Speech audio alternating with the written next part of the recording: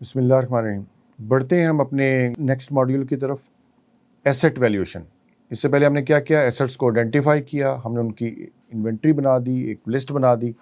अब हमने एसेट की वैल्यू कैलकुलेट करनी है, उसकी वर्थ क्या है। तो इसमें हम दो तरीके मैं आपको बताऊंगा। बढ़ते हैं फॉर्मली एसेट वैल्यूएशन की तरफ।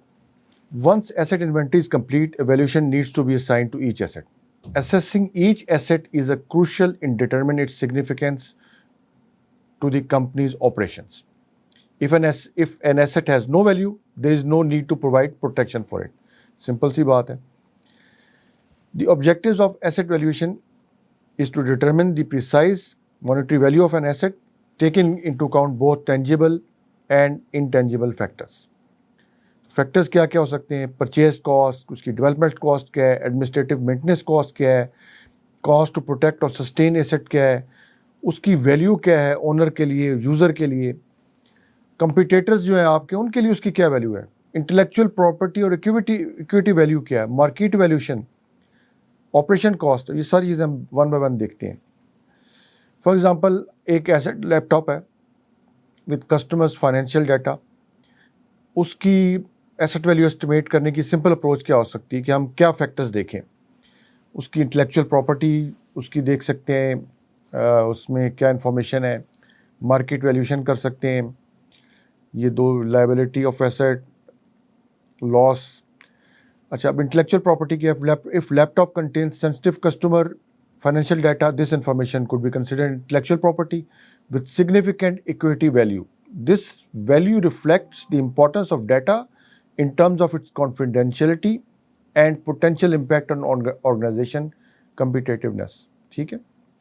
फिर मार्केट वैल्यूएशन क्या है, may increase due to presence of customer financial data. अगर वो चोरी हो जाता है या कोई कंपटीटर उसको खरीदना चाहता है तो उसकी वैल्यू बहुत ज़्यादा होगी अगर उसमें डाटा है। फिर operational cost of asset presence and loss. There are operational costs associated with maintaining and protecting laptop and its data. This include costs related to data security measures, encryption है, compliance है, data protection regulation आपने कोई implement की हुई है, GDPR हमने पढ़ा था, potential cost of data breach, incident, financial, legal fee, reputation damage, ये क्या हो सकती है, ये सारी operational cost of asset presence and loss. Liability of asset loss. If customer financial data is compromised due to loss or theft of the laptop, the organization could face significant liabilities, including legal penalties, regulatory fines हो सकते हैं, costs associated with mitigating the impact on affected customers. तो ये सारी उसमें आ जाती है। अब हमने इसको ज़रा वैल्यू करना है, तो देखें कि बेस वैल्यू क्या है, एक्सक्लूडिंग एनी डाटा से $2,000 है। इंटेलेक्चुअल प्रॉपर्टी की वैल्यू क्या है, से $40,000 है। ठीक है। अब ये इंटेलेक्चुअल, ये ज़रा मैं आपको दूसरा मेथड बताऊंगा कि ये जो 40,000 है ये हमने कैसे असेस किया, किन फैक्टर्स पे बेस कर रहा है। ठीक है, उसकी ऑपरेशनल और सिक्योरिटी कॉस्ट है ईयर 5,000, ये आपको एस्टिमेट होता है साल का। Potential liability of data loss 50,000 based on regulatory fines and customer compensation. ये आप देखते हैं कि अगर किसी जगह ऐसा वाक़या हुआ है तो उस पर क्या लीगल फाइन्स हुए हैं उस कंपनी को, या क्या कंपनसेशन उसने दिया है कस्टमर्स को, तो उस डाटा को बेस करके आप ये वाली कॉस्ट निकालते हैं। तो टोटल कॉस्ट क्या होगी, base value plus intellectual value, intellectual property value plus operational cost plus liability estimate, तो ये मिला के आपकी $97,000 आपकी ये एसेट की वैल्यू बनती। तो इस तरह आप किसी भी एसेट की, आप कुछ सर्वर ले लें, कुछ स्विच ले लें, हर एक की आप इसी तरह इसी लिहाज से वो वैल्यू कैलकुलेट करते हैं। उसके बाद मैं आपको ज़रा दूसरा तरीका बताता हूँ कि वैल्यू कैलकुलेट करने का। Let's take the example of a database maintained by Alpha Hospital. ठीक है, this database include information such as patient medical history, diagnosis, medication and test result. ये एक database है।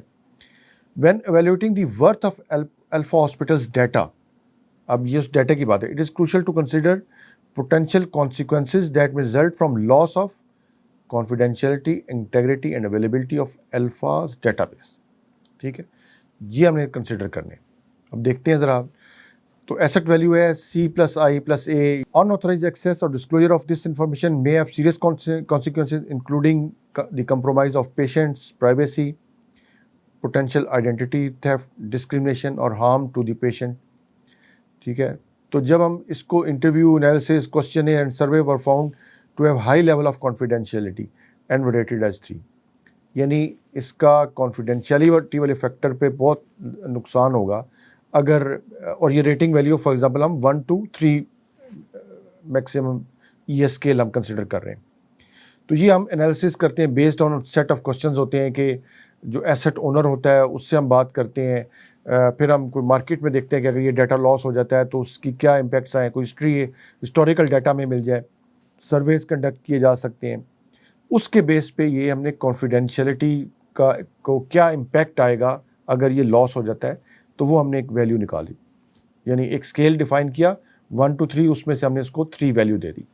इसी तरह इंटेग्रिटी क्या होता है, अल्टरिंग, यानी डाटा अगर अल्टर हो जाए या वहाँ से इनकरेक्ट डायग्नोसिस को लीड कर सकता है। ठीक है, तो ये अगर आपका डाटा, अगर आपकी कोई फॉर एग्जांपल पैथोलॉजी की रिपोर्ट है, उसमें कोई ALT की वैल्यूज़ है, रीनल फंक्शन टेस्ट की कोई वैल्यूज़ है, वो अगर कोई अल्टर कर दे तो उसके आपका ट्रीटमेंट सारा गलत हो सकता है उस अल्ट्रेशन पे। तो ये इंटेग्रिटी की एक वैल्यू है। तो ये भी जब हम वही सारे क्वेश्चनर, सर्वेज और इस तरह की जो कंसर्न लोग हैं उनसे हम इंटरव्यूज़ करते हैं कंडक्ट, तो उसके नतीजे में हमने सपोज किया कि हमारी वैल्यू उसके भी 3 आई है। फिर अवेलेबिलिटी की बात हुई कि अगर ये डाटा अवेलेबल ना रहे तो क्या इम्पैक्ट होगा। तो वो हमने देखा कि अगर अवेलेबल नहीं है तो आपका ज़ाहिर है काम रुक जाएगा, लेकिन इसके लिए हमने वहाँ पे देखा कि बैकअप सर्वर 24/7 मेंटेन्ड है। तो अगर बैकअप सर्वर मेंटेन्ड है तो अगर वो अवेलेबिलिटी अगर इस सर्वर की ना भी रहे तो दूसरा सर्वर उसकी जॉब को टेक ओवर कर लेगा। ठीक है, तो जब ये हमने इसका सर्वे किया तो इसकी वैल्यू 3 नहीं आई, अब इसकी वैल्यू 1 आ गई। तो ये हमने एक वैल्यू असाइन कर दी C+I+A 7। तो ये एक एसेट की वैल्यू आ गई in terms of confidentiality, integrity and availability की लॉस की वजह से जो उस पर इम्पैक्ट आ सकता है। तो ये एक दूसरा तरीका है एसेट की वैल्यू को फाइंड आउट करने की, यानी कि जो हमने ओवरऑल एसेट की वर्थ निकाली थी, जो हमने पहले देखा था कि उसमें जो उसकी इंटेलेक्चुअल प्रॉपर्टी या जो सेंसिटिविटी ऑफ डाटा था वो कितने वैल्यू को, अगर फॉर एग्जांपल हमने ये असेस किया कि वो $40,000 का है या $20,000, कोई भी हमने फिगर, वो उसकी जो बेसिस है वो ये फैक्टर है कि ये फैक्टर जितना हाई होगा उतनी उसकी वैल्यू ज़्यादा हो। थैंक यू वेरी मच, हम मिलते हैं नेक्स्ट लेक्चर में।